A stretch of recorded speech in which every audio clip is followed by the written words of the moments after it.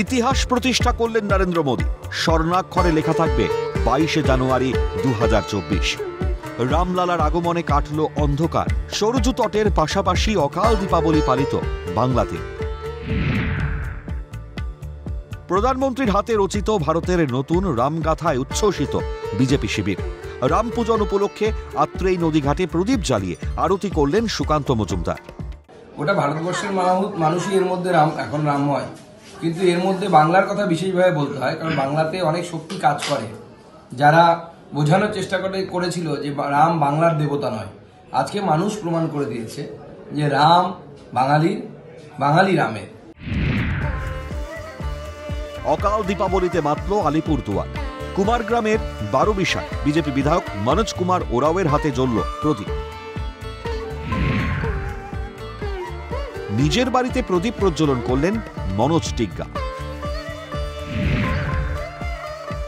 পাহাড়ের ঠান্ডায় পরশ বাড়ালো রামধনী। শিলিগুড়িতে সহস্রাধিক প্রদীপ জ্বালিয়ে পালিত হলো দীপাবলি। চলল গঙ্গা আরতি। শিলিগুড়িতেও যেন অকাল দীপাবলি পালিত হচ্ছে, তার সেই চিত্র আমি একটু দেখানোর চেষ্টা করব। এই মুহূর্তে মহানন্দা ঘাটের ছবি, সেখানে প্রচুর মানুষের সমাগম, আর সকলেই জমায়েত হয়েছেন রামলালার প্রাণ প্রতিষ্ঠা উপলক্ষে।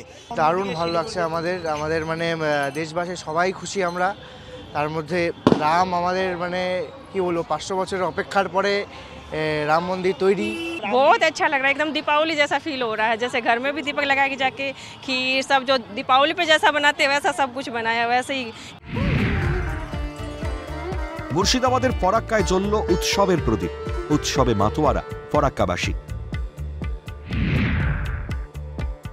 পূর্ব মেদিনীপুরের পাঁশকুড়ার পঞ্চম দুর্গা এলাকায় জ্বলল প্রায় 1000 প্রদীপ। প্রদীপে হাত পড়ল প্রবীণদের।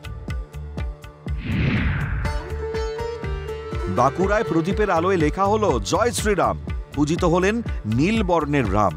বাঁকুড়াবাসী হিসাবে তারা কিন্তু বিরাট গর্বিত, কারণ হচ্ছে এই কদিন ধরে তারা কিন্তু এই দিনটার জন্য অপেক্ষা করছিল সারা বছর ধরে। এখন অকাল যে দীপাবলি, সেই অকাল দীপাবলির কিন্তু সেই উৎসবে মেতে উঠেছে গোটা বাঁকুড়াবাসী। ঘরের ছেলে যেন ঘরে ফিরল। অন্ধকার ভুলে ইতিহাস তৈরির আনন্দের সাক্ষী দেশ তথা গোটা বাংলা। ক্যালকাটা নিউজ।